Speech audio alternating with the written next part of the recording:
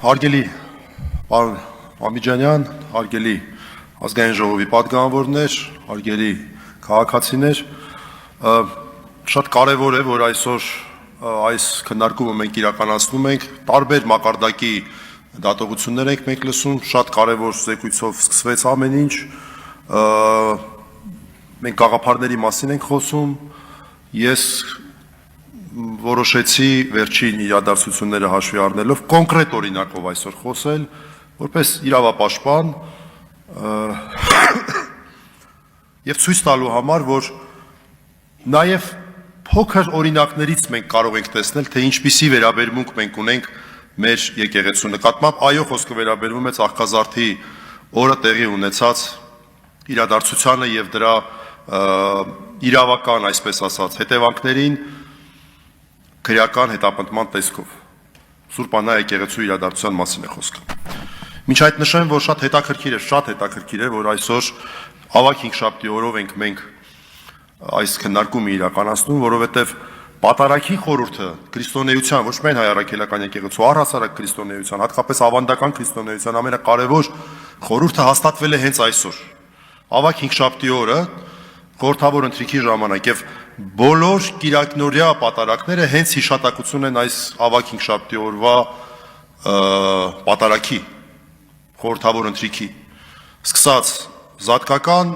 կիրակից մինչև Ծաղկազարդը, ամբողջ տարվա շրջանակներում եւ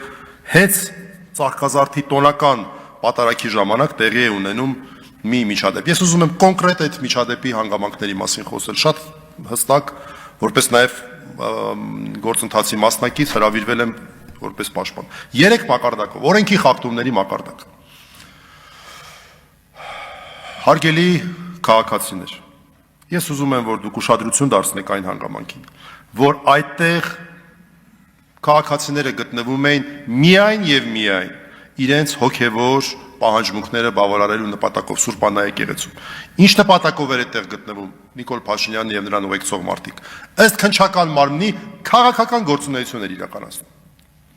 Սա ինքնին արդեն նշանակում է, որ քննչական մարմինը միջամտություն է իրականացնում։ Այսինքն նա նորմալ է համարում, որ սա միջամտություն է այն քաղաքացիների կրոնական իրավունքների նկատմամբ, որոնք որ այդտեղ կրոնական նպատակներով են։ Ինչու է մեզ պնդումն անում, որովհետև այն հոդվածը, որը որ կիրառվել է երիտասարդի նկատմամբ, Դավիթի նկատմամբ եւ ոչ միայն Դավիթի, այլև մյուս անձանց նկատմամբ, հենց դա է ենթադրում։ Քաղաքական գործունեությանը միջամտելը։ Քաղաքական գործունեությունը իրականացվել ըստ քննչական մարմնի։ Հիմա նաեւ ըստ դատարանի, ըստ մնացական Մարտիրոսյանի եկեղեցու։ Սա արդեն իսկ նշանակում է հարգանքի բացակայություն կրոնական տարածքների նկատմամբ։ Երկրորդ, օրենքի խախտումների մասով։ Մենք փաստորեն ունենք իրավիճակ, երբ որ գնահատականի չի արժանանում, թե ինչպես է առհասարակ այս միջադեպը առաջացել։ Իսկ այս միջադեպը առաջացել է շատ հստակ։ Անվտանգության աշխատակիցների հետ եղել է որոշակի եւ դա արձանագրված է ամենը, եւ եղել է որոշակի անհամաձայնություն։ Քաղաքացին որոշակիորեն խնդրանք, այսպես իրեն ներկայացված խնդրանքը չի ուզել բավարարել։ Չեմ գնահատում ինչի, բայց եկեք մի հատ հասկանանք, պետությունը կարող է մարդուն ստիպել, երբ որ այն ժամանակ ինքը իր անդորն է վայելում, իր պատարագն է ուզում վայելել։ Այն ժամանակ, երբ որ ամենակարևոր պահն է, երբ Աստվածաշունչը ավետարանն է ընթերցվում, ինչ որ աճ կամ ձախ կամ այս կողմ կամ այն կողմ։ Այսինքն այստեղ հստակ եղել է որոշակի անհամաձայնություն անվտանգության աշխատողների հետ եւ առաջինը բրդբրդել են անվտանգության աշխատողները։ Հետո այն հայտնի ձեռքի շարժումը, որ անում եք, ով է ասում, որ դա ուղղված էր Նիկոլ Փաշինյանին, այլ ոչ թե անվտանգության աշխատողներին, որոնք ուղիղ միջամտություն էին արել քաղաքացու նկատմամբ։ Օրենքի խախտումները ես շատ կարող եմ թվարկել, բայց չեմ ուզում ժամանակը չարաշահել, ես կանցնեմ երկրորդ մակարդակի խախտումներին։ Երկրորդ մակարդակի խախտումը ես համարում եմ առողջ բանականության խախտում։ Այստեղ օրենքի խախտումից ավելի կարևոր բան է խախտվել նաև առողջ բանականությունը։ Ինչու՞։ Անընդհատ խոսվում է կազմակերպման մասին, հարգելի քաղաքացիներ։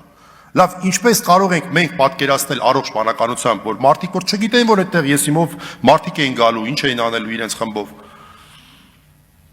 Ինչպես կարող են նրանք որևէ բան կազմակերպել։ Սկզբունքորեն ինչպես կարող են որևէ բան կազմակերպել, որը մի հատ էլ այս ամենը ունի ինչ որ կազմակերպիչ, այդտեղ մի ընդդիմադիր հայացքներով մարդ էին գտել, լավ է երկրորդին չէին գտել, երրորդին չէին գտել ընդդիմադիր հանրային գործունեություն իրականացնող մարդիկ, թե չէ կազմակերպիչների թիվը շատ ավելի շատ կլներ։ Սա ուղղակի առողջ տրամաբանությանն է հակասում։ Ինչպես կարող է լինել կազմակերպիչ այն արարքի համար, որը որ իրավիճակային է եղել, մարդիկ այդտեղ պատարագի են եղել, մարդիկ են մտել։ Եվ վերջապես երրորդը դա հանրային բարոյականության խախտումն է։ 18 տարեկան երեխային,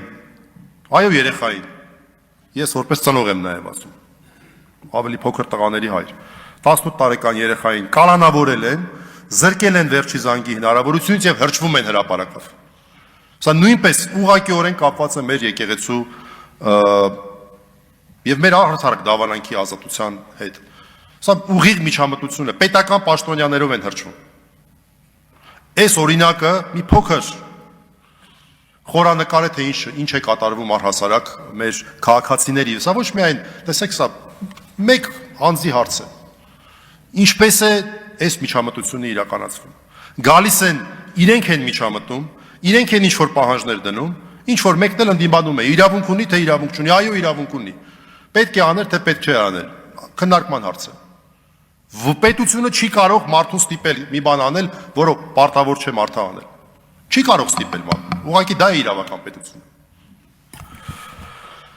Ամփոփելով ասեմ, որ այս օրինակը խնդրում եմ նաև հաշվի առնել, այս կոնկրետ ուրեմն հայտարարության տեքստի քննարկումների ժամանակ, որովհետև մենք կոնկրետ մարդկանց ճակատագրերի մասին ենք խոսում։ Այս ամենը կոնկրետ մարդկանց ճակատագրերի մասին է, ոչ միայն կառույցն էլ, կոնկրետ մարդկանց, կոնկրետ երեխայի ճակատագրի մասին է, այստեղ կոնկրետ Դավիթ Մինասյանի ճակատագրի մասին է։ Եվ հաշվի առնել են բոլոր ռիսկերը, որ առկա են այս դեպքում։ Ես առաջարկություն չունեմ, շատ է ինձ տեքստը դուր եկել, որտեղ ինքը բոլոր կարևոր շեշտադրումներ ուներ։ Ցավոք սրտի մեր եկեղեցուն չունեմ առաջարկություն, բայց արդեն սկսել եմ մտածել նրա մասին, որ ինչպես թաթար մոնղոլական ժամանակներում էր, երբ դռները փակվում էին պատարագի ժամանակ, որ չմտնեին, չխանգարեին։ Գուցե մեր եկեղեցին պետք է դիտարկի ստիպված լինի հիմա էլ նույն քայլին դիմել, որովհետև ցավոք սրտի համադրելի իրավիճակում ենք մենք հայտնվել։ Շնորհակալություն։